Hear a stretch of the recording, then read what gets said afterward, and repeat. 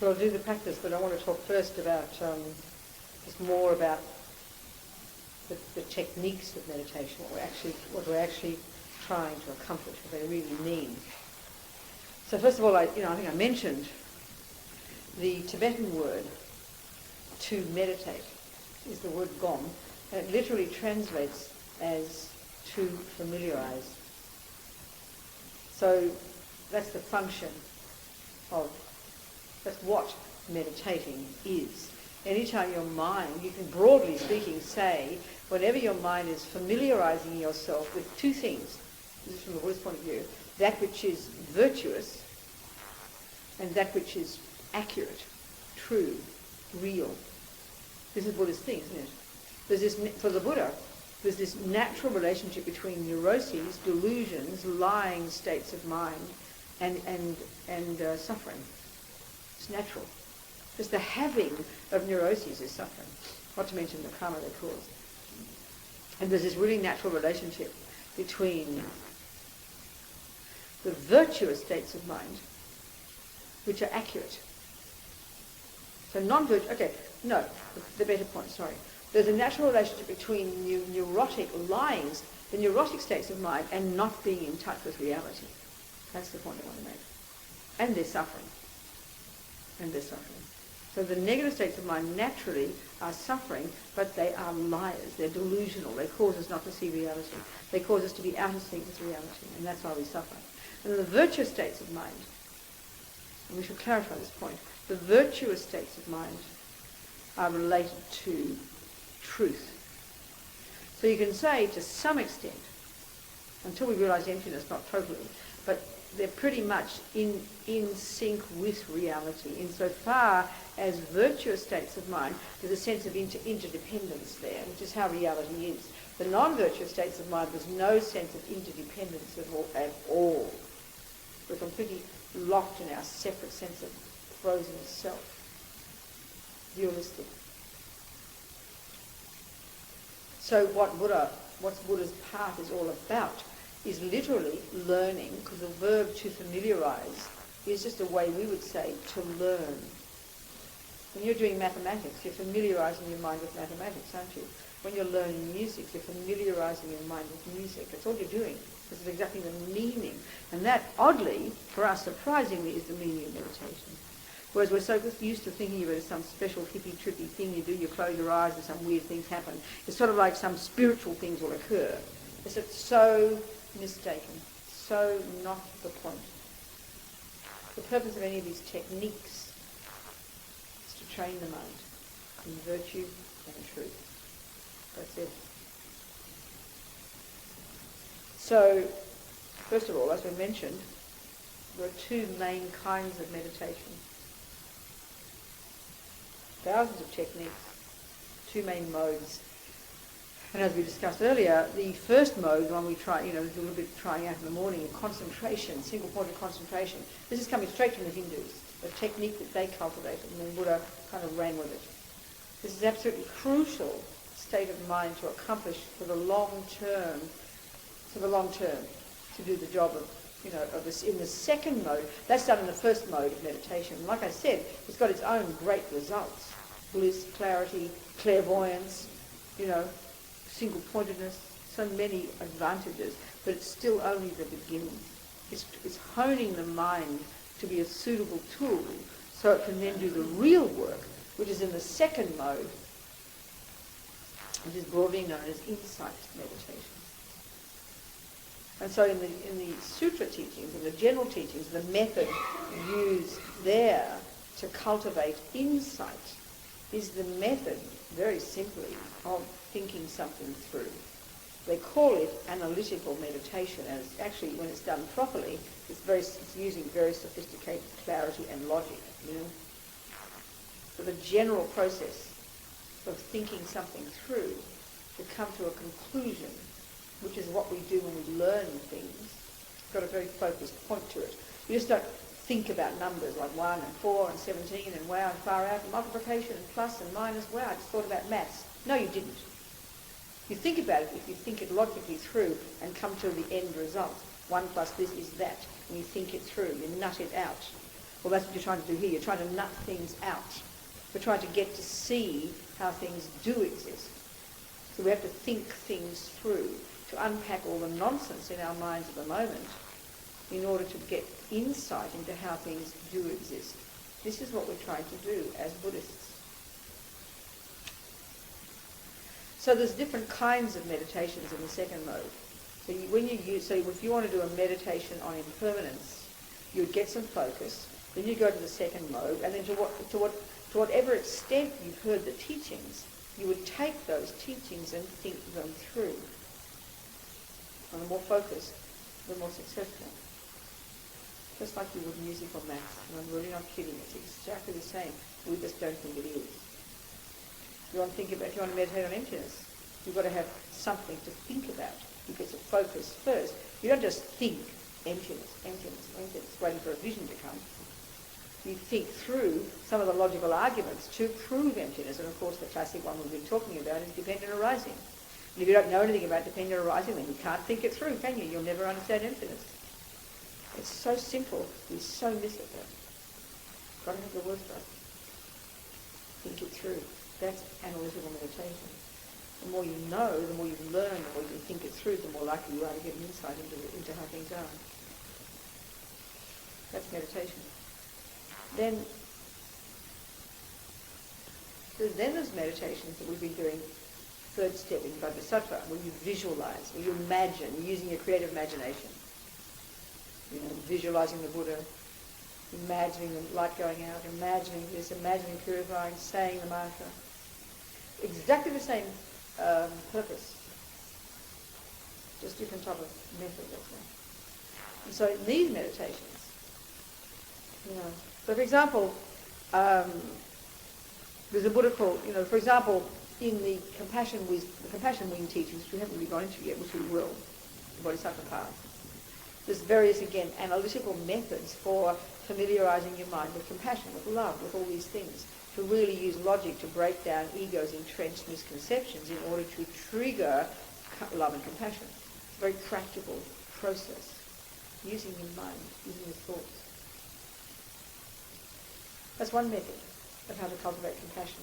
Another one is you visualize Chenrezig, compassionate eyed one, the Buddha of compassion, this form of Chenrezig, for example, with a white light body and 4 hands, holding this, holding that, sitting on a lotus. Everything in the visualization, like a visual language, each thing means something. So you buy into that meaning, you buy into that visualization, you visualize Chenrezig in front of you, like we were doing with Vajrasattva. You visualize the light coming, purifying this, then you visualize Chenrezig coming into you, and you say mantras, and then, and then even at the end of those meditations, which doesn't work, which is different with Bodhisattva, you then visualize all sentient beings, and you becoming the Buddha, you benefiting all them. There's all sorts of elaborate things you're doing. You're really just creating a really creative kind of scenario in your mind. What you're practicing doing is practicing.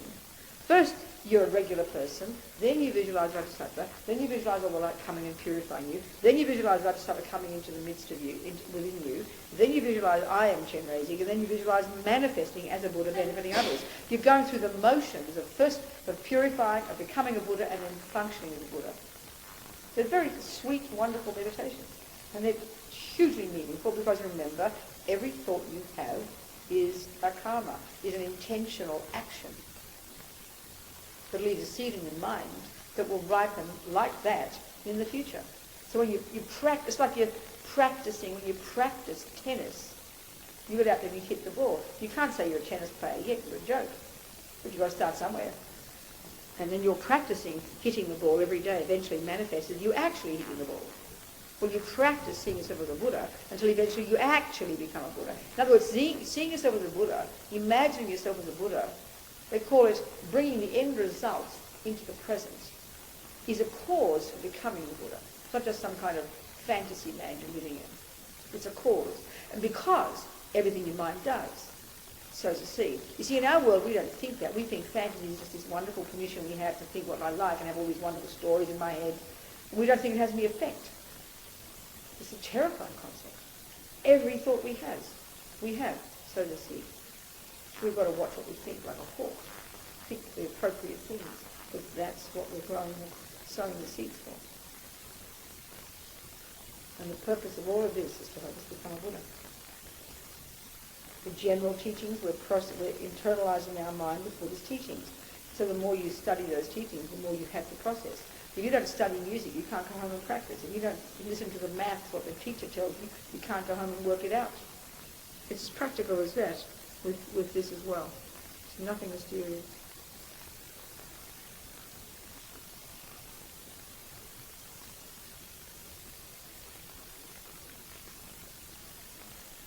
So technically you could say, every time we listen and think about something, that's technically familiarising our mind with it. But meditation generally is referring, the meditation techniques is referring to when you're sitting down with your eyes closed, doing some focus and then going through it personally, quietly, But most of us really, because we don't have much concentration, there's not much difference from what we do with our eyes closed from what we do daily life.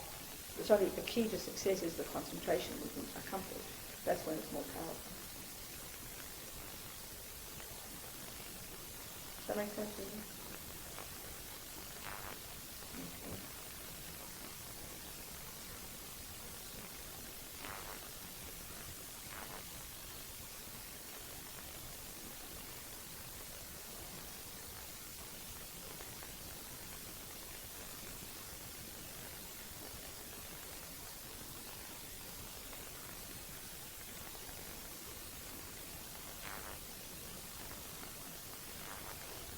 And with these tantric techniques, we're doing, the Vajrasattva is from Tantra, we're not really, the rest of it's from the general teachings.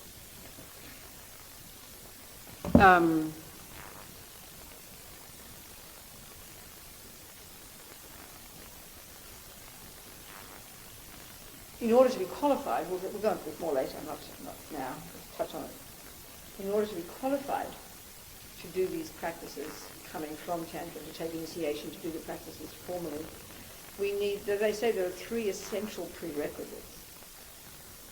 And that is another way of dividing the entire path to enlightenment that Tsongkhapa configures. He calls it the 3 principal aspects of the path. Another way of dividing up all the path. So the first prerequisite is renunciation, and that's what you get from the junior school and high school. The recognition of what suffering is, the recognition of the causes of it, your karma and your delusions, and your wishing to get beyond it. That's renunciation. You've got to have that. You've got to have at least an appreciation of bodhicitta, which we haven't got into yet, which we will, which is this amazing state of mind that wants to take care of sentient beings and benefit them. And in the long term is to become a Buddha, so then you're qualified to help them. Based upon great compassion and love and equanimity and all these things. Bodhicitta. And then of course the third one is an appreciation of emptiness. Because without understanding that nothing has an inherent nature, Tantra is a complete joke. What a joke. Meaningless nonsense. We've got to have this fundamental understanding of, actually this is where we have to have a fundamental understanding of Buddha nature, our Buddha nature. And our ultimate Buddha nature is referring to the emptiness of our mind, because our mind is a dependent arising. Because our mind, like everything that exists, arises in dependence upon various factors. Because our mind has no inherent existence. Because our mind is not set in stone, it therefore can become a Buddha. So this term Buddha nature, we get so confused about this because these concepts we don't use. But it's not a complicated thing, we just have to get it really clear. Buddha says all minds possess Buddha nature. And it's just the way they talk, Indian way of packaging, way of talking. We don't talk like this. So what does it mean? Well, using a simple analogy I like to do. If you saw an acorn, you know by definition, don't you? By definition, an acorn is a seed that will produce an oak tree. That's what defines its actual existence. Now, You know, you could say it's this little round thing with a hat on it and it's breakfast for squirrels. It's not wrong to say that. It is that. It is this little oval thing with a hat on it. It is that. You can't say it's not that. But the way to say it is, it's not what it really is. In its bones, in its nature. We know what it really is a potential oak tree. Or, putting it like Buddha would put it, all acorns possess oak tree nature. We don't talk like that, but we get it. All acorns, by definition, possess oak tree nature. That's what it is, in its nature. That's actually what defines it. Well, that's what Buddha says about all minds. We think right now, I'm a human being, like a little acorn with a hat on it, you know, little round thing with a hat on it. We go around trying to make ourselves the best little round things with hats on it. We are that. We are a human. You can't say we're not a human. You can't say we're not a human. We are. But that's not what we really are. What we really are is a potential Buddha. So our potential for Buddhahood is what defines us. Our potential for Buddhahood is what defines us. That's what. It's not that we're Buddha now. Some of the teachings even say we're already a Buddha. We just got to wake up to the fact. Well, it's helpful because we are so deluded. It's helpful to hear this, but technically it can't be true. It's absurd. It's like saying an acorn is already an oak tree. Excuse me, try getting shade from it. You'll be disappointed. It is not already an oak tree. But it's so helpful to think like this because we're so believing, we're creeps. We so believe in our hopelessness, and not to mention our humanness even, just that. That's the materialist world. We are by definition human. In our bones. This is like saying an acorn is just that. It's like no one knows it can become an oak tree. It is this little round thing with a hat on it. It's like you're not seeing the real picture. This is what Buddha would say. We're not a human in our being. We can become a dog next life. You know, dog is just a shape due to karma. But our mind will create the cause to have, depending on what our mind does. The human is just this moment in space. It isn't what defines us. It's not who we finally are. It is what we are now. But who we really are, which is of course possessed in our mind, is our potential for perfection. Buddha means, you know, I forget. Something like the Tibetan word for it, I think. I'm really confused now. One Tibetan word, I think it's the one for Buddha, Sangate, I think. The first syllable implies the complete eradication from the mind of all delusion. That's the meaning. And then the second syllable implies the complete development of all goodness, because that's what a Buddha is. A person who's rid the mind of all the badness and fully developed all the goodness. That's what a Buddha is. It's the meaning of the word Buddha. Or another way to say it, they talk about being fully awake. But Buddha says this is the potential of all minds, period. All minds are, by their nature, potential Buddhas. All minds possess Buddha nature. This is how they talk. That's the meaning. So we've got to think about that. And just believe it. And like I said, the key to understanding that is yesterday when we understood how concepts, thoughts, everything comes down to thoughts. And there are some thoughts that are in sync with truth, and there are some thoughts that are not. And the ones that are not are called delusions. They're the ones leading us up garden paths. They're the ones leading us to all the suffering, causing all the suffering, all the realms, all the nonsense, all the garbage. And they can be removed from the mind. This is the point of Buddhism. You've got to think of this logic, and then it gives us some confidence, you know. So that's why we have to familiarise our minds with that which is virtuous and true. To defamiliarise our minds with that which is non-virtuous and not true, which is how we are now. That's our status now. And a Buddha is a mind that's done that job. And everyone has the potential. Now, like I said, the Hinayana teachings would say that only some minds possess that potential. It's a very different teaching. And they would say that when you've achieved your nirvana or achieved your Buddhahood, once you die, you're gone, you know, blown out like a puff of smoke. Nothing yet. Mahayana says minds are endless. Or as His Holiness said, Mahayanas have a problem with that. We have to think of these things. Just, you know, believe or not. Think of the logic of it.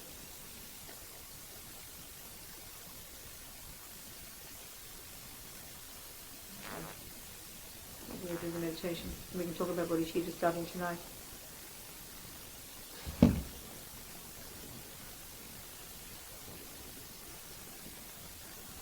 Okay, body is comfy, sitting upright, best.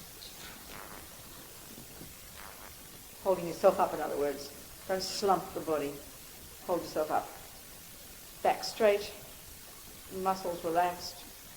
Flop the abdomen, flop the muscles everywhere. The body, bones nice and upright. Hands in the mudra, meditation mudra.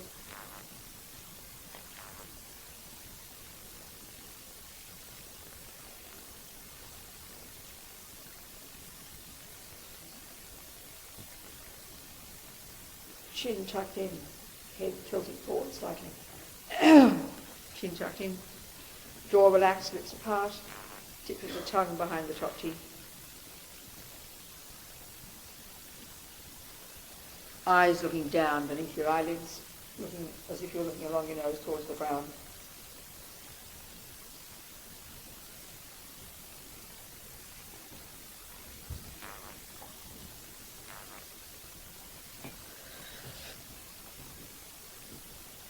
And just settling in this position. Unself-consciously. Remembering your mind meditates, not your body. Okay, so just start. First of the four opponent powers. The acknowledgement of the negative things, the things we've done that have harmed sentient beings with our body and speech, and the regretting of these, like having eaten poison. Oh my God, what a fool. I can't believe I've done all this. Quick, whom can I turn to? Because why? Because it will ripen the suffering, and hey, I'm sick of suffering. So we start, we go through a little list of the checklist of Buddha's checklist of 10 don'ts. 3 of the body, 4 of the speech. There's hardly many actions if you think about it. It's not that many ways to suffer, to cause sentient beings suffering. No, they're not very complicated. Think of all the guilt and the shame we have in the mind, never stopping. Can't be that many things. So, okay, the body. First one's killing. Probably it's the heaviest. That's the most intense. And most, tragically, most humans, and indeed most philosophies, most religions would say it's cruel. It's heartbreaking. So think about Buddha's view that says no sentient being wants to suffer. So he exhorts us to kill no sentient being at all. Which doesn't mean we aren't killing sentient beings. We are killing countless sentient beings every second that we're surviving and living. But this is the point here, is to commit to not intentionally kill. So when we see all the killing we've done, there's countless amounts, but plenty of it that we have done intentionally. Mindlessly, but intentionally. The intention has been there, even though it feels like instinctive. When the hand goes to the arm and hits the muzzle, that's intention. It's so automatic because it's so habitual.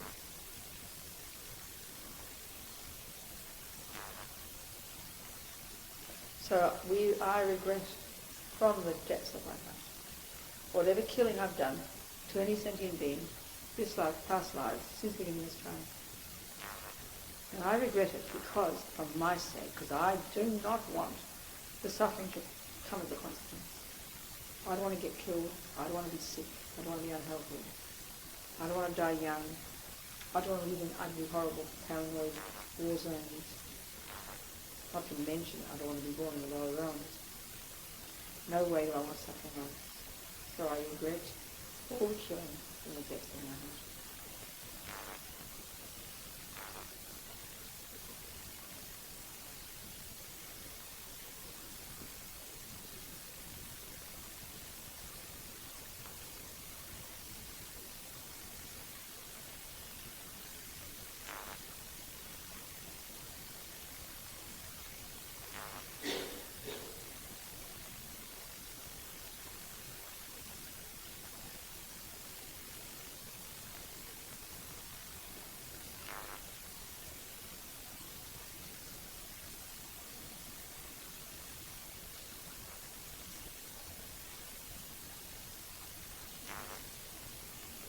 And then there's the taking things that aren't offered, or as Lama Zopa calls it, taking the ungiven. We mightn't be chronic stealers, but we don't give things back that we've taken. We take things off the internet. So if we can acknowledge the actions we've done. Of course, in past lives, no question, we've done countless, and certainly as animals, they're stealing all the time, I'm sure. We've done all this infants in our mind. All these actions we've done to harm sentient beings. I regret it, because I don't want to be poor, I don't want to be stolen from, I don't want to be not given credit. I don't want any of that suffering with me person. I regret from the depths of my heart any taking of anything that hasn't been given to me since the beginning of time. All these influences in my mind. Don't want them to write me with my suffering.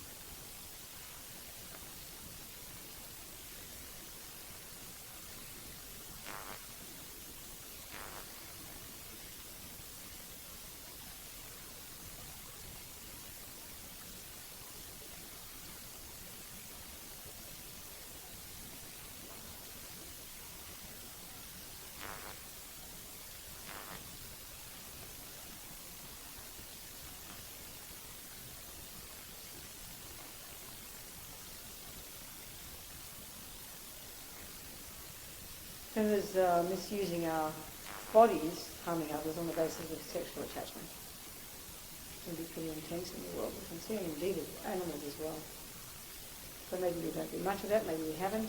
But, the cheating part we have, maybe we're cheating on our partners, going behind backs. And the consequences of this are relationships don't last, they break up, people leave us. Environmental result is kind of yucky, revolting, slimy environment. Don't want this. Not to mention if it's very strong addiction, I don't want the lower realms as a result of this. Don't want the suffering. I regret from the depths of my heart the harm I've done to sentient beings in this way.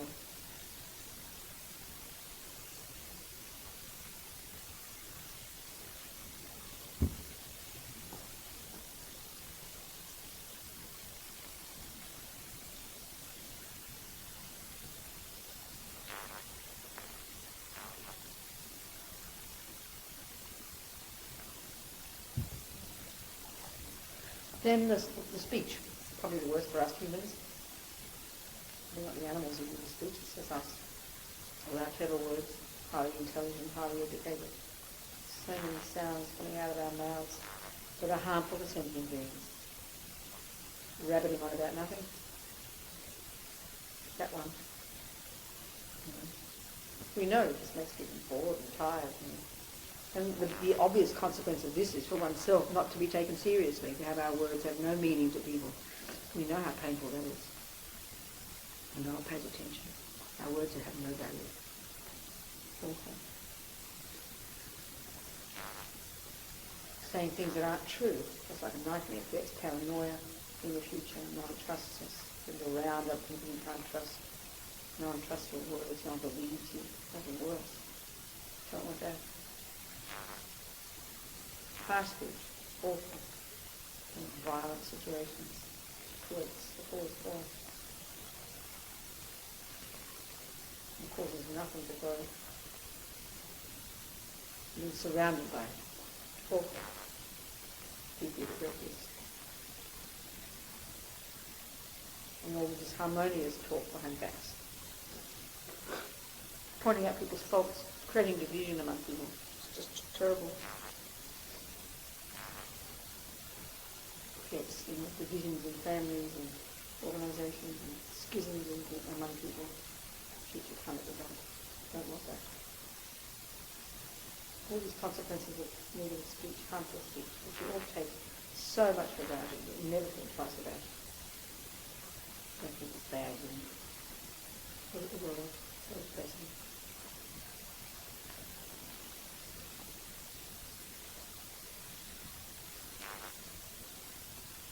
And actually, it's just not one of the 10, but one of the 7 here, but I just find it so, because we're so intelligent, and there's so much information in the world, we've got so many ideas about so many things.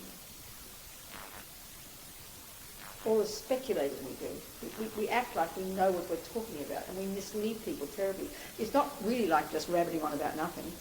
It sounds serious, opinions about things. what you think is true. You haven't done your research. You're not accurate, and people believe you. You didn't mean to lie, but there's so much of this, I think. Speculating, acting like we know what we're talking about. Just awful.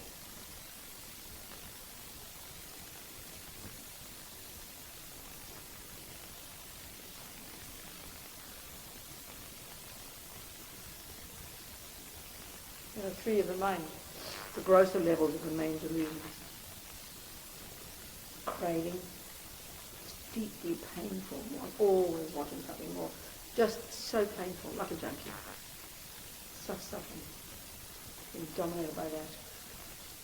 Never satisfied. Always wanting something more. Ill will, bitter, resentful, wanting people to suffer. So terrible aspect of anger.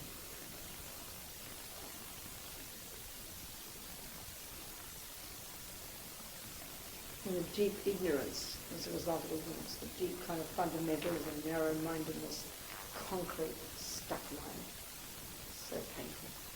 All of this, for my sake, absolutely regret all of this. And of course all my other delusions, my depression, my jealousy, my low self-esteem, my anxiety, my fears. It's too much, too exhausting, sick of it. Don't want more of this.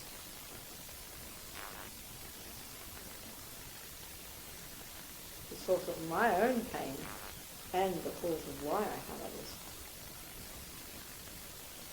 My body and speech do the job, but my mind's the thing behind it. My body and speech are just servants of the mind. All of this I regret from the depths of my heart. But I do not want more suffering. I'm sick of the suffering.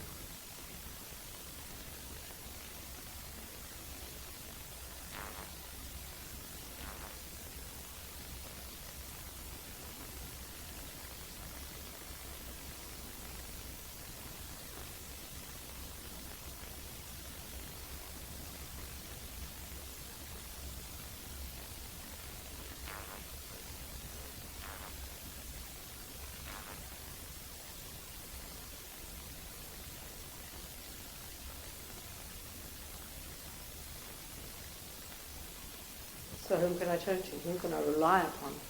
Where's the doctor I can use to, whose methods I can use to help me purify my mind, change my mind? We rely upon the Buddha. Above our heads in this bodhisattva aspect, enlightened mind manifested in this radiant, blissful form. In the prime of the youth, all these deities are said to be in the prime of their youth. Very radiant, light bodies. White light body, male, sitting in full lotus position on a lotus in the sun, and a lotus with the sun just communist. Above our heads, radiant light. Held in the left hand in his lap, wisdom.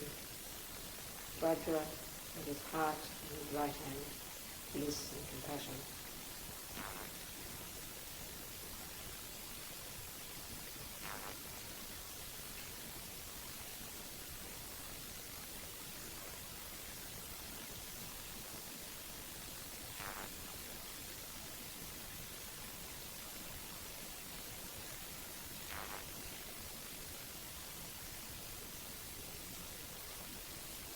Face very radiant, very beautiful, loving eyes, very compassionate. Hair partially having a top knot, decorated in jewels. Tiara, sort of like a crown tiara on the front of his head. All the rest of his hair down his back. Crystal clear. And beautiful but jewelry everywhere, like an Indian style. Ears, upper arms, wrists, throat, ankles, feet. Silken clothes, very divine, radiant, wisdom. And it's our Lama's mind manifesting as Vajrasattva. When we think Lama, we think the Buddha. When we think Buddha, we think Lama. This is the practice.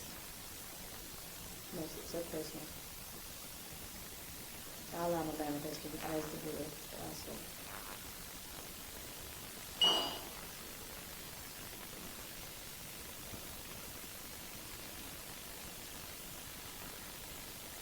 As I said, if you don't have a Lama, but you think there's one out there somewhere, well, you just think they know who you are, they're waiting for you to recognise them. So they're manifesting as the Buddha. But think of them as one, and have aspirations to meet them. So how delightful to have a Buddha, to have a true Buddha ready to want to help us, to rely upon, perfect doctrine.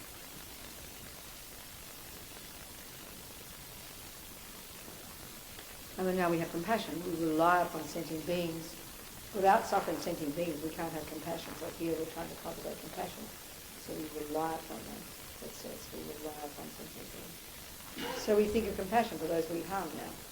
Before it was like compassion for us, ourselves. Now it's for others. Those are harmed, those who harmed me, all the countless sentient beings including this time. If I don't help them, who will? I must only now purify my mind so I can benefit these sentient beings, not harm them. No choice. I know what suffering's like, so I know what their suffering's like.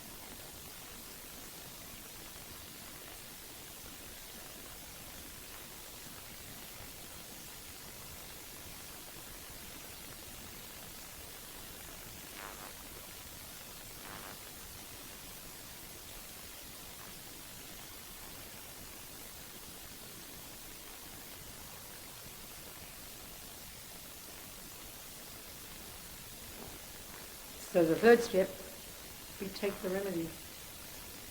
So the Lama Vajrasattva, first we think at his brow is a white Om, at his throat a red R, at his heart a blue horn. Body, speech and mind is the enlightened being. And then light goes out to his Kung, and as they call it, inviting the wisdom beings, or the actual Buddhas, throughout the universe. It hooks their energy. And the light comes back, enters into the heart of Vajrasattva, and now it becomes the manifestation of all the Buddhas in the universe. So radiant.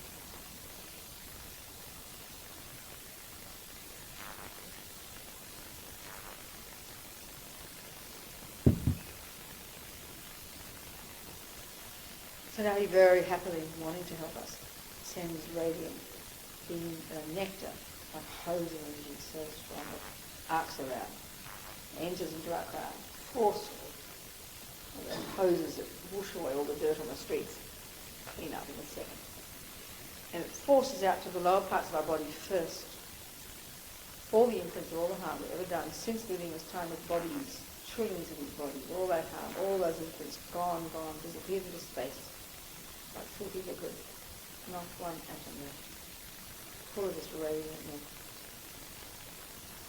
Om Vajrasattva Samaya Manupalaya Vajrasattva Teno Patita Dido Mebawa Suto Kayo Mebawa Supo Kayo Mebawa Anorakto Mebawa Sarva Siddhi Memprayata Sawa Kama Sutsam Me Sitam Shriyam Kuru Hum Ha Ha Ha Ha Ho Bhagavan Sarva Tata Gata Vajramame Mutsa Vajrabhava Mahasamaya Sattva Ahum Pe Om Vajrasattva Samaya Manupalaya Vajrasattva Teno Patita Dido Mebawa Sutokayo Mebawa Supokayo Mebawa Anorakto Mebawa Sarva Siddhi Memprayata Sawa Kama Sutsame Sitam Shriyam Kuru Hum Ha Ha Ha Ha Ho Bhagavan Sarva Tata Gata Vajramame Mutsa Vajrabhava Mahasamaya Sattva Ahum Pe Om Vajrasattva Samaya Manupalaya Vajrasattva Teno Patita Dido Mebawa Sutokayo Mebawa Supokayo Mebawa Anorakto Mebawa Sarva Siddhi Memprayata Sawa Kama Sutsame Sitam Shriyam Kuru Hum Ha Ha Ha Ha Ho Bhagavan Sarva Tata Gata Vajramame Mutsa Vajrabhava Mahasamaya Sattva Ahum Pe. All of this nectar, all the negativity of body is gone.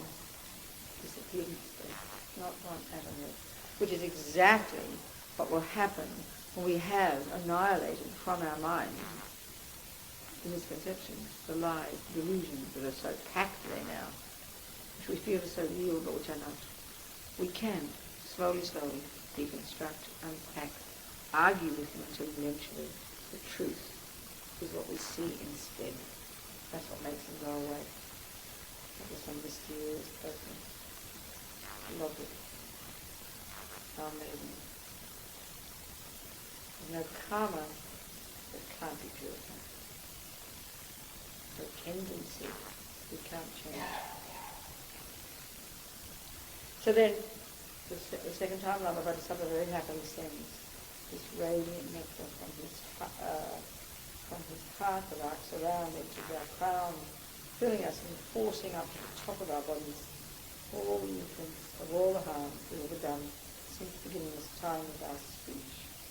As filthy liquid that just disappears through the top part of our body into space, not like passion left. Om Vajrasattva Samaya Manupalaya Vajrasattva Cheno Patita Dido Mebava Sutokayo Mebava Supokayo Mebava Anorakto Mebava Sarva Siddhi Mukayata Sawa Kama Sitsame Sitam Shriyam Kuruhum Ha Ha Ha Ha Ho Bhagavan Sarva Tata Gata Vajramami Mutsa Vajrabhava Mahasama Sattva Ahum Pe Om Vajrasattva Samaya Manupalaya Vajrasattva Cheno Patita Dido Mebava Sutokayo Mebava, Supokayo Mebava, Nurakto Mebava, Sarva Siddhi Meprayata Sawa Kama Sutsame, Sitam Shriyam Kuruhum, Ha Ha Ha Ha Ho Bhagavan, Sarva Tata Gata Vajramame Mutsa Vajrabhava Mahasama Sattva Ahum Pe, No Vajrasattva Samaya Manupalaya Vajrasattva, Cheno Patita Dido Mebava, Sutokayo Mebava, Supokayo Mebava, Anorakto Mebava, Sarva Siddhi Meprayata Sawa Kama Sutsame, Sitam Shriyam Kuruhum, Ha Ha Ha Ha Ho Bhagavan, Sarva Tata Gata Vajramami Mutsa Vajrabhava Mahasama Sattva Ahum Pe. Not one animal, full of this radiant nectar. All the harmful speech and things gone. No longer any tendencies left. Amazing.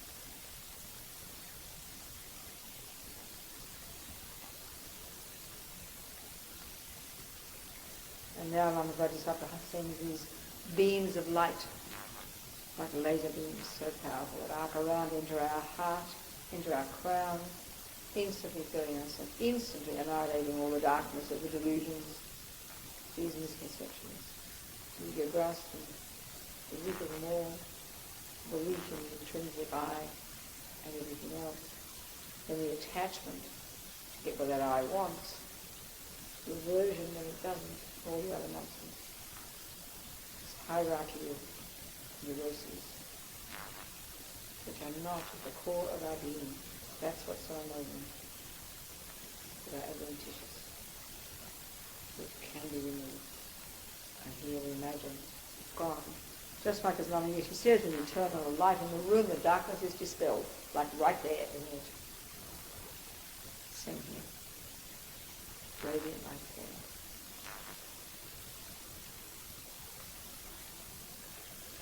Om Vajrasattva Samaya Manupalaya Vajrasattva Cheno Patita Dido Mebava Supokayo Mebava Supokayo Mebava Anorakto Mebava Sarva Siddhi Memprayata Sawa Kama Sutsame Sitam Shriyam Kuruhum Ha Ha Ha Ha Ho Bhagavan Sarva Tata Gata Vajramami Mutsa Vajrabhava Mahasama Sattva Ahum Pe Om Vajrasattva Samaya Manupalaya Vajrasattva Cheno Patita Dido Mebava Sutokayo Mebava Supokayo Mebava Anorakto Mebava Sarva Siddhi Memprayasa Sawa Kama Sutsame Sitam Shriyam Kuruhum Ha Ha Ha Ha Ho Bhagavan Sarva Tata Gata Vajramami Mutsa Vajrabhava Mahasama Sattva Ahum Pe Om Vajrasattva Samaya Manupalaya Vajrasattva Cheno Patita Dido Mebava Supokayo Mebava Supokayo Mebava Anorakto Mebava Sarva Siddhi Memprayasa Sawa Kama Sutsame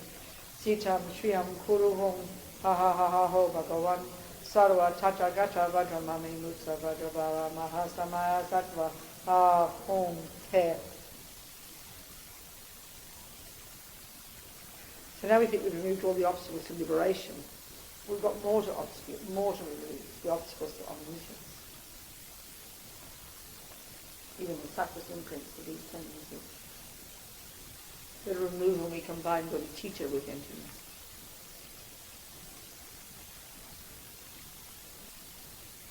So we do the three together. Nectar going down, to coming up, and the light. A bit busy, do your best.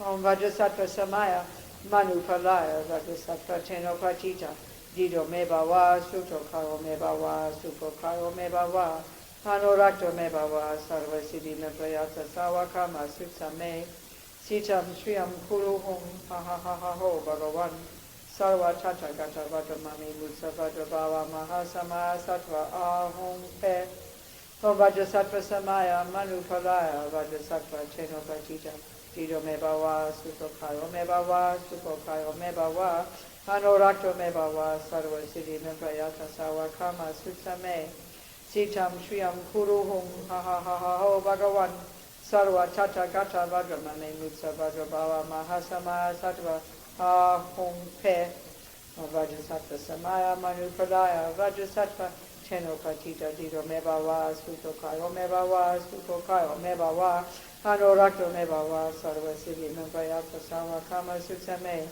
Sitam Sriyam Kuru Hum Ha Ha Ha Ha Ho Bhagavan Sarva Tata Gata Vata Mami Mutsa Vajra Bhava Mahasama Sattva Ahum Pe.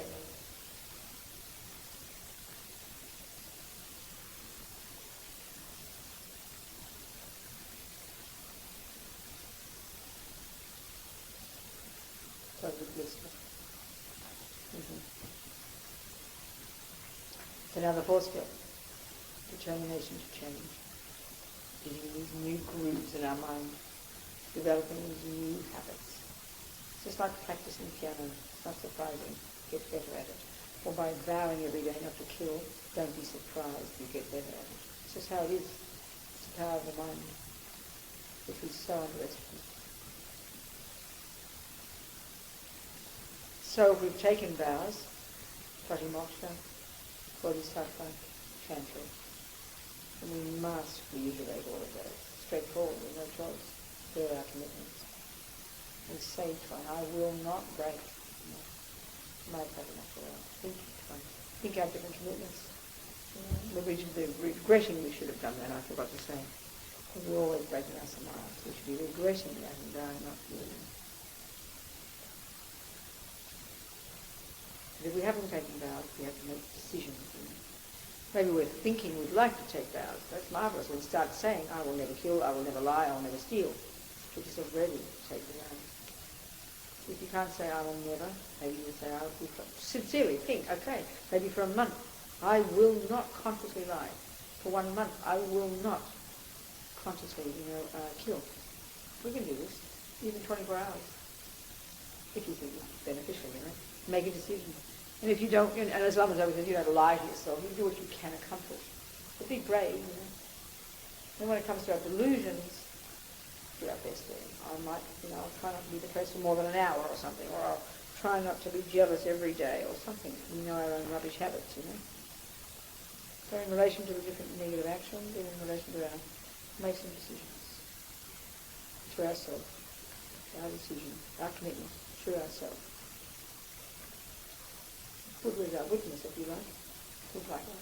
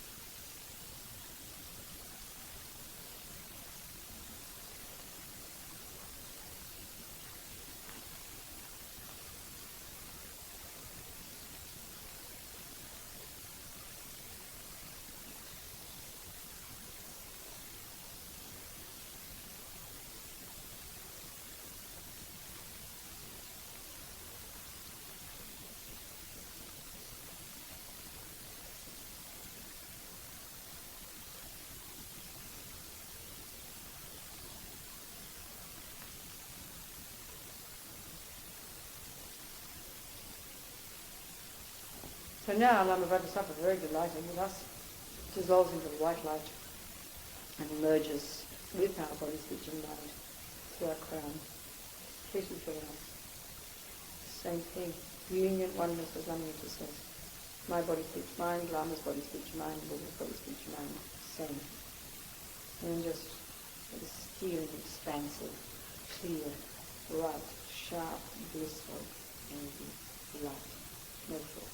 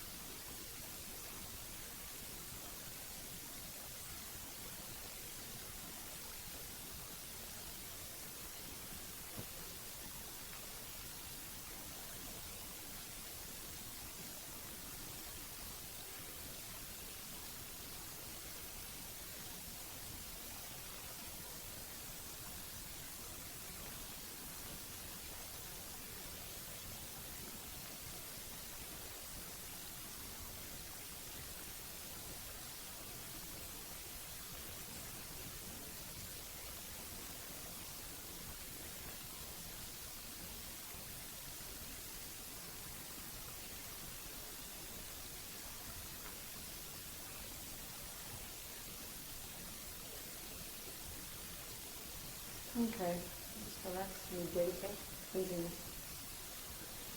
all day, all these seeds we planted, these insights, with thinking, analysis, discussion, eating, meditating, all these amazing, amazing seeds we planted. Amazing, amazing seeds we planted. That's the reason we're so delighted. Programming our mind in the most fantastic way. So we dedicate all of this to suffering sentient beings, thinking that all these seeds we planted, we'll nourish them so they will become the Buddha as we've meditated, so then we will be able to better the sentient beings. That's the truth. That's the bodhicitta one.